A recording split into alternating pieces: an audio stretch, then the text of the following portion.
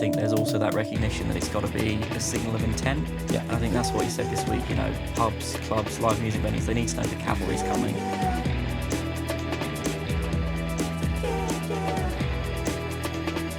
Welcome to the Apollo Audio Podcast. Hello. Hello, everyone. From that camera there, already people will be going, there's someone else there. Should we start with that? Anyway, welcome to the Apollo Audio Podcast. Hello, Billy. Hello, Martin. How are you? I'm right, thank you. Good. Got a very special guest today, so I'm excited. Yeah, he's right next to No, you, he's so we right can't. next It'd be weird to ignore it, wouldn't it? Hello, Josh. Hello. Nice to have you with us. No, thanks You for are our having me. first on-camera guest. Am I? Fantastic. And podcast. Not only that, it's rare that whenever we have a guest that Billy bothers to turn up as well. Yeah, that is very true. Normally, You if should there's feel more honoured. than just me here, he goes, well, I won't bother. Yeah. Okay. Usually he only does that if it's a friend and someone that he likes. Yeah. So I'll take the compliment. Yeah. there you go. Two compliments there. straight in. I feel like I should introduce you, but maybe you could introduce yourself in case people don't know who you are. Would that be all right? Yeah, absolutely. My name is Josh. I'm the Member of Parliament for Hertford and Stortford. I have grown up here in Hertford. It's very much home to me. So it's always nice to be back at Apollo Audio because I remember being in one of the practice rooms, I want to say 6 years ago, with one of my friends' bands. Fantastic. I don't play music, but my friends do, so Yeah. I just sort of live vicariously through them. But this is a really fantastic place, so it's nice to be back. Brilliant. So you grew up in Hartford. I think the thing I kind of want to know, I suppose, that you already mentioned you were in here because you had friends that were in bands. What's your sort of musical memories from growing up? Well, it's interesting. I mean, when I was younger, I had two... I always get this question when I go to primary schools. Did you always want to be an MP? I wanted to be a singer, Okay. but I can't sing. Sing for us now. I'm not. Yeah, I'm not sure your listeners. They might Let's tune prove out. that. Yeah. But I wanted to be a singer, or I wanted to be Doctor Who. Okay. Neither Wow. of those have panned out. So growing up, I sort of, spent a lot of time with my friends who listen to music, play music. Went to their sort of gigs, was here when they practiced. And so a lot of my memories come from being around friends who played music. Yeah. And, they had a mix of sort of covers. I say had as if it's past tense. They are still playing. Yeah. But covers, originals as well. Yeah. And I sort of, music's always been really important to me and it's sort of evolved over time. I sort of get involved in politics, listen to a lot of Bob Dylan. Joan Baez, that kind of sort of protesty music in a way, folk music. Yeah, of course. Yeah, I hadn't made that connection. Yeah. Yeah, but sort of in the last few years, I don't know if this is anything to do with the job, but I listen to a lot of sort of Ozzy Osbourne, Black Sabbath, the kind of stuff that amps you up and gets you ready for the day. But that sort of comes from, growing up around people who listen to that kind of music, I think. So this came from friends rather than family then? What was your what was playing at home when you were growing up? My mum likes Robbie Williams, I remember that. My dad, it was like old club music and house music, so sort of from the 80s, 90s. Yeah. I've still got a playlist of that kind of music now, cool. although I don't listen to it as much as he does. But Bob Dylan came from my granddad, actually. Right. I remember we were in a restaurant, like having a Sunday roast somewhere, and we could hear Bob Dylan playing over the speakers, and I had gotten into Bob Dylan a little bit, and I remember saying, oh, that's Bob Dylan, and he was really excited by that because I was the only one of his grandkids that really listened to Bob Dylan, I guess. Yeah. And the next time we were around my grandparents' house, we were sort of sat at his computer looking at Bob Dylan songs, so I think, if anything, it came more from my granddad than from my parents, and then from my friends as well. Is it new Bob? Like, are you listening? Is it like the old classic Bob Dylan stuff, or is it? Because he seems to be releasing like an album every 5 minutes. When I saw that, what's that film with Timothy Chalamet? That he's in? A complete unknown. That's the one. Really, really good. And then it finishes and it goes to like a black screen subtitles, and it says like Bob Dylan has like released over 45 albums. It's like what? Yeah. He's released it like every other day, and then No, that's less than one a year, actually. But yeah. it's mad. Yeah, There was a sort of big break between, he did Tempest in like 2012, and then nothing until early COVID. And that's another memory that I have, being in lockdown, and Bob Dylan starts dropping songs online, and it was about 3, and then he announced his first, album of originals in about 10 years. So I listened to a lot of that, but really it's the classic sort of Dylan stuff that I've always listened to. Yeah. It's kind of it's an interesting artist because pinning down what is a classic era, Bob Dylan era, everybody's got a sort of different view of when that is. But of course, he had that, came on the scene, initial folk music. Then there was the whole converting to more electric protest, still sort of folky. But in those days, it was like, this is amazing. Something different has happened. What's happened? But then I think I've seen, we talk about the top 500 albums of all time list, and I can talk a little bit about one or two of those albums because I know you mentioned them as favourites. But the one that tends to come up top is Blood on the Tracks, which is a good 10 plus years into his career, I think. And that's sort of the first time I remember being aware of Bob Dylan was around that era. Yeah. But that's sort of 75, 76, when you think, that's disco. Yeah. What's Bob Dylan doing? Oh, yeah. What tracks are on that album? Asking the wrong person. What tracks are on that album? I know Tangled Up in Blue is on there. That's right, a great song. But for me, I mean, my go-tos are Bringing It All Back Home, Highway 61, Blonde on Blonde. I really like that period where he goes from, classic folk to electric. Yeah.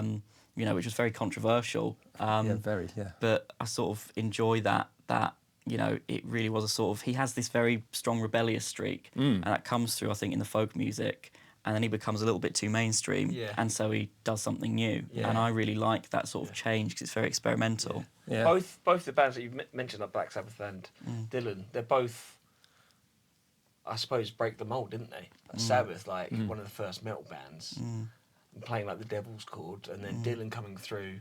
Like what you see it in the film we spoke about before, like you was expected, if you was a new artist, just to play covers. And then when you was deemed good enough to do a good cover, then you could start writing originals and like the electric guitar sort of thing. They're both very like break the mould sort of bands, aren't they? I think it was really cool. And I fell in love with a bit of Black Sabbath after Ozzy died, really, which I'm a bit sad about that. I didn't get to appreciate it when he was around. Yeah. And when you mentioned some of them bands, I listened to some of Ozzy's solo stuff. He's so cool. I think I like him more than I like the music at the moment. It's sort of like I like Sabbath, but I need to listen to more of like Ozzy sort of stuff. But just didn't expect that from you, like Ozzy Osbourne, Black Sabbath thing. I think it was really cool. I mentioned it to someone at work, one of my parliamentary colleagues, and I sort of said, I don't remember how we got onto the topic, but I'm a huge Black Sabbath fan. He said, really, you're so quiet. And then he stopped, so he went, not quiet, that's not what I meant. But maybe I don't give the impression that, but I'm a huge sort of Ozzy and Sabbath fan. It was only in the last few years, so I sort of got onto Ozzy around when he released Patient Number 9, which is one of my favourite albums of his. And then by chance, he had been rescheduling tours because of his illness. Yeah. And my friend really wanted to try and get tickets to one, I think it was maybe early 22, when he was meant to be coming back to do it again. So we got tickets, and within about a week, he cancelled that whole raft of shows. No. So I don't know if that was, I'm choosing to believe that's not my fault.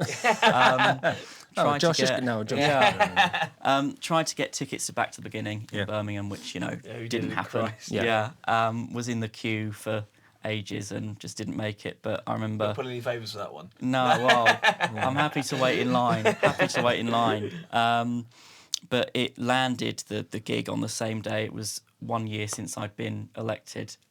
So in the end, I was doing we had a barbecue with local Labour members to thank them for all their hard work. And then I think I went home and quite sort of cheekily watched someone was streaming the gig on TikTok. And I watched the last set from Ozzy and Sabbath. Wow. So that was something. Yeah. He stood up for the last time, didn't he? Off his chair. Yeah. Tried to at least. Wow. Yeah, well, it was an incredible sequence to be able to do those things, like as kind of, because we know how illegal, as we found out, that it really was kind of that was all he had in him, pretty much. Yeah. So to be able to experience that, anyone who experienced that must have enjoyed it. Yeah. Did you have you ever seen Dylan live? I have actually, yeah.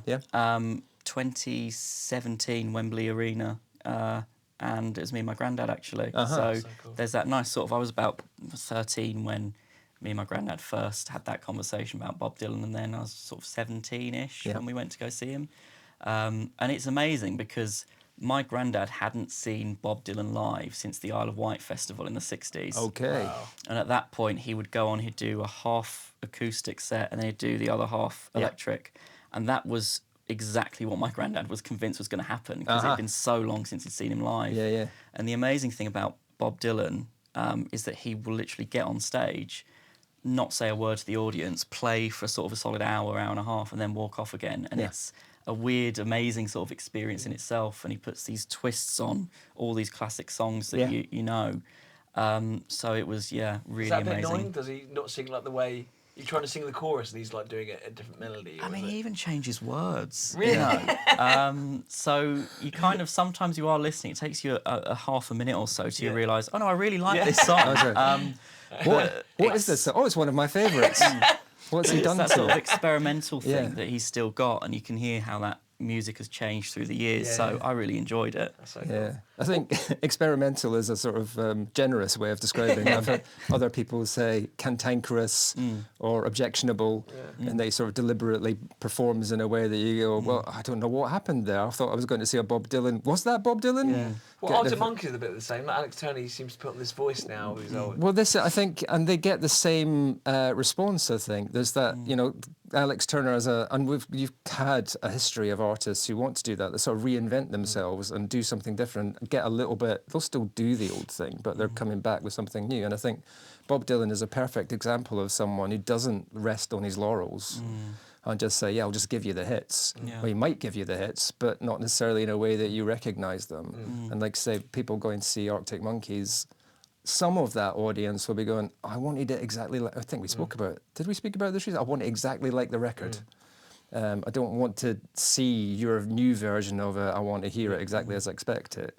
And that, you know, we've got the opposite of that. Someone like Oasis who does. That's exactly what they do. You know what you're going to. We'll do the tour. It's the same set list every night. Well, I doing think the they same must thing. artists must get bored of it. If you're playing every single night for 20 years the same song, you're going to put a bit of a twist in it. Like Foo Fighters do, they do it, but they put like an 8-hour jam on the end of it. Yeah. Like they'll do it in that way, but they'll play the hits. So Yeah. I kind of get it. But if it's the first time you're seeing an artist, it's a tough one. You don't want it to be like the CD, do you? You want it live, because otherwise you could just listen to it through the speaker, couldn't you? Yeah. But I think you lose that sort of magic of live music otherwise, don't exactly. you? Yeah.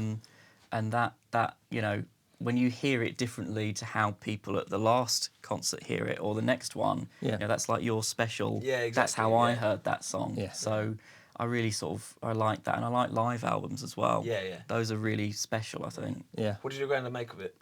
What, when we saw Bob Yeah. Dylan, he loved it. Yeah. We both did. It was, you know, only time that we've seen Bob Dylan together, and my granddad passed away a few years later, so it's a really special nice memory memory, for yeah. us. Yeah, he loved it, I loved it. And we're sort of comparing notes on first time he saw Dylan in the 60s, Wow, I and the bet that was first time I get to see it in Yeah. 2017 on the way home. So yeah, we loved it. Oh, brilliant. That's really cool. That's fantastic. You know, obviously you are our local MP. There's been a little bit of local. It could be described as a bit of a cultural shift. We've got a new Prime Minister. I guess the thing I want to kind of make maybe relatable for what we're talking about in the podcast is Andy Burnham. This may be because of our music context. This is how I've heard him be described as our first indie Prime Minister. Yeah. You've obviously met him, you know him. We're interested in the sort of music culture. Do you get a sense of a different, in terms of maybe a shift in perspective about the arts and music and stuff? Yeah, I mean, because the way that the leadership works, and I'm not sure why this is entirely the case, but Andy became leader on the Friday, so he was the leader of the Labour Party, and then became Prime Minister the following Monday. Yeah. And I wasn't there at the announcement, but I know he was playing New Order afterwards. Okay. So I think he's got that sort of interest in music. I know he's done DJ sets and stuff like Yeah. that. Wow. But I do think he brings that, you know, love for music, for live music, and passion for it as well. Yeah. We've had the announcement this week about the 20% business rate cut for clubs, for pubs, live music venues. Yeah. And when he's been speaking about that, I think he really recognises not just how important these places are to communities like ours, but that it's a cultural thing. Yeah. You know, a place to congregate, see your friends, to listen to music, and to give, you know, new bands, new artists that space to play for the first time, Yeah. you know, to an audience. So I do think he brings that sort of, enjoyment and passion about it with him, and I feel really positively about it. That's great. He does seem like a bit more of a man of the people, doesn't he? He knows. I think he feels like he's got his finger on the pulse a little bit more, hopefully. Which we'll see, but I'm excited about. But I would say, I mean, take this how you will, Josh, but I would say the same thing about you. I think I got that impression from you straight away in terms of when we first met and how you've connected with us here at the studio. And I know you and Billy went to, where did you go? Houses of Parliament? Yeah, you didn't go to number 10, did number you? 11. Number 11. So you were down to number 11, and that engagement in terms of what we were attempting to do here, that started straight off the bat, I think, as far as our relationship with you was concerned. And I really appreciate that, just to be able to, and it was just through emailing your local constituency, and got us in touch. And I think you came here initially for the college thing we were running. And just great to, and just having a chat initially before that about the business rates, which is really cool to think. Sometimes you don't think it's ever going to happen; it just goes into the ether. Like with our last, might have been old enough, but our last MP, I didn't even think And my girlfriend from time before, and she spoke highly about you. It's like, I'm going to give it a go. And it seems like I've seen you walking through Hertford. It seems like it's tangible in a sense that we can bring about change now because I've got an MP that is helpful and can do it. Yeah. So hopefully there's going to be change with the business rates, which we've been really a bit terrified about. But the government, before even Burnham's come in, is helped us in a big way. We haven't announced yet, but we've had a grant come through, which has helped us with through the Arts Council. It's got a load of new equipment. We're doing up the rooms. We're giving so much back to the community as well, which we really want to be big on.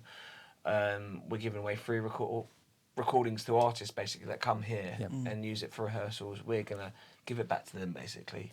And that's all down to the council as well. So we're really, really happy about that. Brilliant. Yeah. But like we said about the community and like the reason we want to keep this place alive is like, what else are you going to do? Like, especially like young kid, 15, like, I suppose the kids after, they filled up their day today by being at the studio. Yeah. They're not just loitering around like shops and stuff like that. There's a place to go.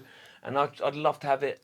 I just want to keep it alive. And Hertford's such a huge music scene for such a small town with the amount of music that's important to this place. The Mystery Tour, the Rock at the Castles, live gig in pubs every single night, and it's Yeah, I mean we're so lucky to have that sort of musical arts culture around us in Hertford, and I feel very lucky. I'm not just the first Labour MP for Hertford and Stortford. I'm actually the first MP for Hertford and Stortford that's grown up here, and still live here in Hertford today. And I feel very proud to represent my community, and that's why I want to do everything I can to engage with, spaces like yours, because what you do is so special. It provides opportunities for not just young people, but people generally, and it fuels that sort of musical culture that we have, and you can really feel that on days like Rock at the Castle, musical Mystery Tour, but especially, when you get to come here, and I always feel lucky to come here and see what you're doing.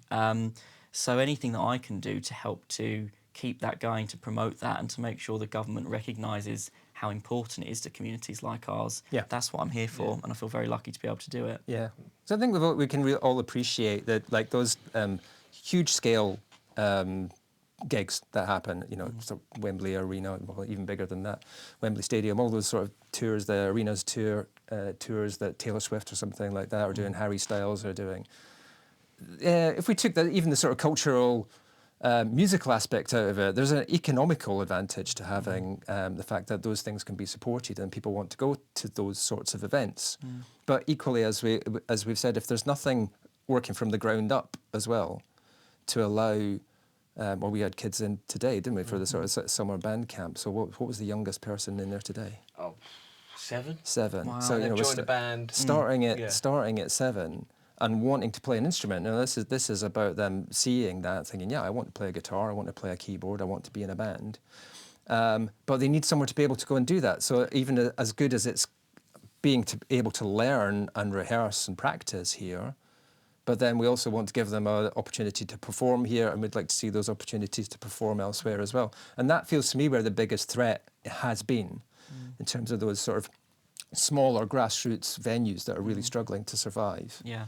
And keep going. Those are the ones that are really feeling it the most, I think. And, I'm really pleased with the announcement the Prime Minister's made this week, but I think there's also that recognition that it's got to be a signal of intent. Yeah. And I think that's what you said this week. You know, pubs, clubs, live music venues, they need to know the cavalry's coming. Yeah. That's the signal that I think the Prime Minister sent this week, but there is more to do. And so that's why I'm spending as much of summer as I can speaking to local businesses, local charities, residents, you know, getting through the summer and feeding back what I hear to the new administration, and also looking forward to the budget as well. Yeah. Because I've got to do and want to do whatever I can as our MP to make sure that when, you know, the Prime Minister is thinking about these things, when the Chancellor is thinking about the budget, you know, Hertford and Stortford is on their desk. And so that's what I'm going to be doing. But such an important point around those grassroots opportunities, because you think about George Ezra from Hertford, over in Bishop Stortford, Charlie XCX, Sam Smith, you know, they come through these opportunities, and that was, you know, one of the things I was really proud of going into Parliament. And we did a debate. There was a debate early on about, you know, the contribution of market towns to culture. These are the opportunities that give artists, you know, that space to grow, and we need to make sure there's as many of them as possible, I think. Definitely. I think we're such a big puncher, like the UK in general, for how small we are and for how much music we give the world. And again, it's like part of our culture in general. Like, we're singing all the time, football, pubs, even when there's not music playing, we're still singing. It seems to be like in us.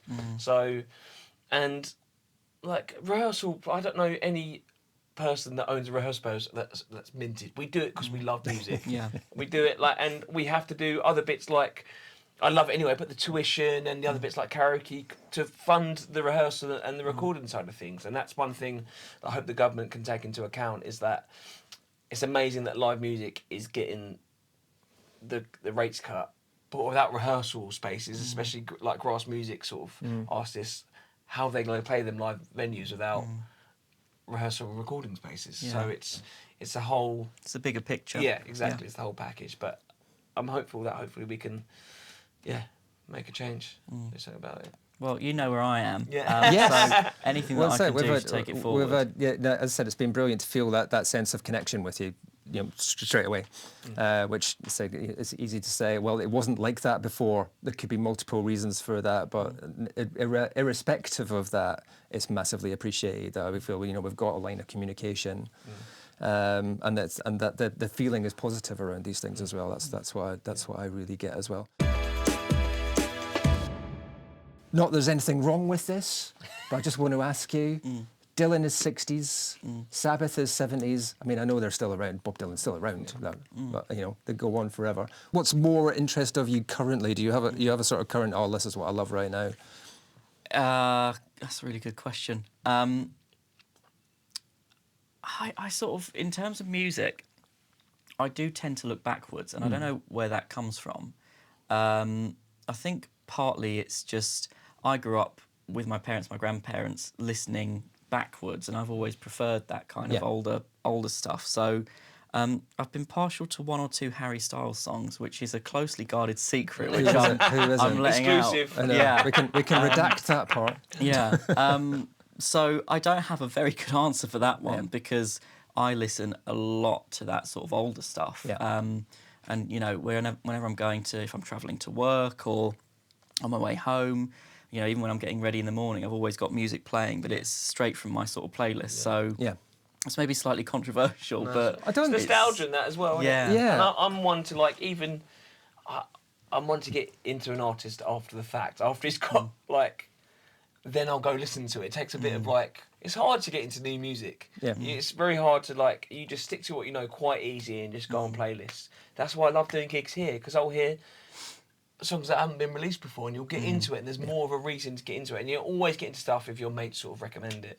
And like yesterday as well, Charlotte was playing music in the kitchen. I'll never put on a Justin Bieber track. I had no idea it was Justin Bieber. I was like, oh, this is really cool. Who's this? Justin Bieber. I was like, oh no. I know. I was just like massive aura loss. Turns out I like Justin Bieber. I had no idea.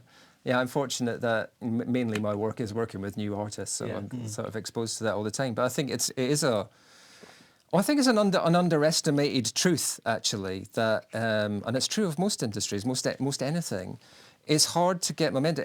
Early adoption of anything is really hard. Most of us, if we're really honest about what we like, is something that sort of already is liked by other Yeah, people. It's rare that we find ourselves. There are only a small number of people who will really go for stuff that this is brand new and that's what I prefer. Most of us are more comfortable with the stuff that we've sort of heard before. I don't think it's unusual. I don't think it's wrong either. But it is interesting to sort of find if there's it's always a good question, I think, you know, what have you heard that maybe someone else hasn't heard before, I guess is where we're coming from, and we'd certainly do that on the podcast. That's why we do new albums every week. We give ourselves a bit of a challenge every now and then. Literally, yeah, and it's not easy to do that every week. It's like, oh, I've got to listen to, but then there's a joy at the end of it, and you can decide, yeah, I like that, no, I don't like it, and it's sort of, sometimes it reinforces your opinion, sometimes it goes, it's opened up to a new world, and If there was an album or two albums in the last few years actually that I've really enjoyed that are more recent, it's actually by Peter Capaldi.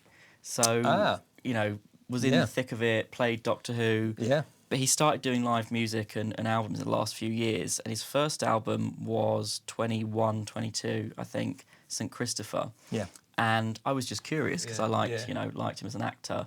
And it was exactly the kind of music that I really enjoyed. You know, really interesting sort of just taking things like, you know, St. Christopher, the song is sort of all about, you know, travelling home with someone from a party, basically, and taking care of someone. And, you know, that was really...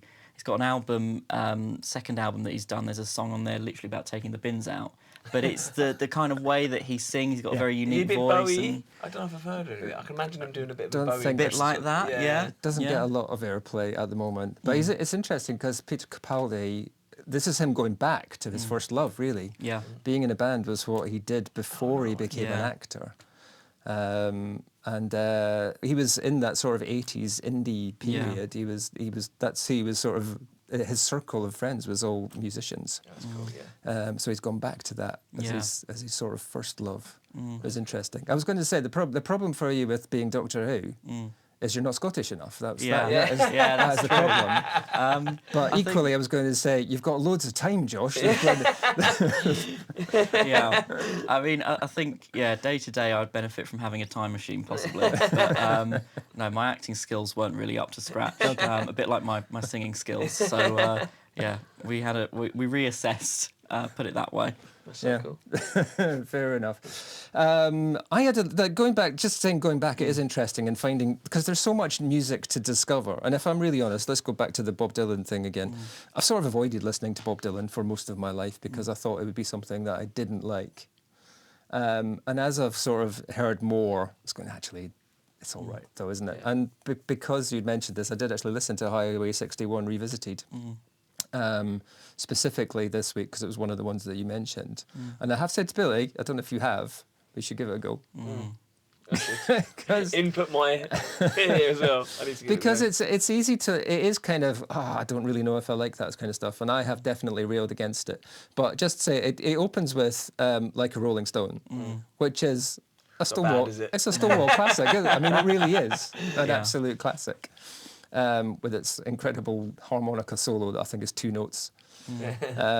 But it's there's those sorts of things to discover, especially with a whole career of something like that. There's so much to discover. You can rail against it. But I specifically wanted to ask you about a single or a track that you mentioned, which is, hopefully I get the name right, I Will Be Released. Because I was thinking, okay, what is that? And the interesting thing I found about that is actually it's another one of those Bob Dylan songs that's probably more famous in a form that isn't by Bob Dylan, which is true of quite a lot of his sort of biggest, most popular songs. What else has he done? What else has he given to people? Well, Josh, do you want to take that one? Famous cover versions of Bob Dylan songs. Most famous would be All Along the Watchtower, I think. Jimi Hendrix. Jimi Hendrix covers it. But it's from John Wesley Harding, a Dylan album, and Dylan's version is much more sort of folky, but Jimi Hendrix sort of brings out electric guitar and sort of sets it alight, I think. But I Shall Be Released, the version I love is by Joan Baez. Yes. And I think the one I listen to is from a live album. But it's, there's just something very special about it, and the way that you think about his sort of style of singing, and then her very sort of, beautiful melody, based voice. It's a really beautiful song, and, I sort of always like to listen back to the duets that they did because they complement each other in a weird way, despite being so different. And I think that's sort of really special. Yeah. I was looking at the list of people who have covered that song, sung that song, because it's one of those, I sort of know that. And then I can't really pin down the version that I know because so many, Nina Simone's done it, the band did it, John Baez has done it. But there's like just a long list of people who have recorded and released that song. I mean, my sort of favourite story about Bob Dylan and Joan Baez, because they were in a relationship and they were very close for years, is she did a cover of, I don't know if he released it in the end, but it was a song called Love Is Just a Four-Letter Word, I think. And she had covered it, or, done it based on lyrics that he'd written. I might be completely misquoting this story, to be fair. But my memory of this story is she does Love Is Just a Four-Letter Word, and it's playing on the radio when they're in the car together, and Bob Dylan is going, these lyrics are amazing. God, I wish I'd written something like this. I should have done this. She goes, you did, you wrote it, I covered it. So one of my favourite stories just says a lot about their sort of interesting relationship. I bet you knew that, you just it was very up It could absolutely be phrase. There's a Bob Dylan did an autobiography, I think it's called Chronicles 1 or something like that. And again, it's one of those things. If you read that autobiography, and there are various people who will say, basically none of this is exactly true. It's pretty much all made up. Yeah. Like Bob Dylan, it's not even his name. This is the legend of Bob Dylan. It's like, who is he really? Yeah. Because everything he's told throughout his entire life is basically an act, if you like. I think that's when I think about, and my two favourite artists, certainly at the moment, Bob Dylan and Ozzy Osbourne. Yeah. I mean, Ozzy isn't actually his name as well, but it's with Ozzy, what you see is what you get. He's very, this is just who I am. Whereas with Bob Dylan, it's this sort of unknowable thing. Yeah. And I find that sort of difference in artists really, really interesting. Cool. Yeah. It's like we said about Loathe last week. You couldn't find anything about them, sort of thing. And that's cool. It's the mystique of the artist. Yeah. I remember people saying, before there was CDs or internet stuff like that, or probably before vinyl. The only time you knew what they looked like is when you saw them live. It was the mystique. They was they weren't real people then. They were they're superstars. They're rock stars. And that's kind of about Dylan. Not really. You don't really know too much about him. Is he like that? Is he himself? I only really got into him after the film. I knew of the songs, but I thought, I'm not too sure on his voice. They loved it, but I haven't really gone into the album side of things. I know the greatest hits sort of stuff. Yeah, I think there's a lot to discover there. I could talk more, but we probably shouldn't, because I've got to edit this afterwards, apart from anything else. Josh, thank you very much for coming and joining us. It's been great to speak to you. Anything you want to add at the end, Billy? Thank you, Josh. Thank you for all your help. And hopefully we can tackle this business rates thing going forward. But really, really appreciate your help. Well, so thank you for having me on. We do like to recommend an album. So you mentioned quite a few. If you had to pick one, what's your recommended album? I am going to say Blizzard of Oz. It's Ozzy's first solo album. Songs like Crazy Train, I Don't Know. Just, to see an artist go from being in a band like Sabbath to striking out on his own, you can feel the difference between the two, and it's amazing. I listen to it all the time. Fantastic. Great recommendation. Thank you very much. Thank you for watching and listening to the Apollo Audio Podcast. You can find us on Instagram at Apollo Audio Podcast. If you want to write to us, it's at apolloaudiopod@gmail.com. More importantly, this place here, this studio online, is apollo-audio.co.uk for everything you want in terms of rehearsal, recording, still don't know which camera to look at, rehearsal, recording, tuition, production, what have I missed? Anything music. Anything to do music, establishing yourself, but not AI. Getting better. No AI involved. Thanks for watching, thanks for listening, and we'll see you next time. Thank you.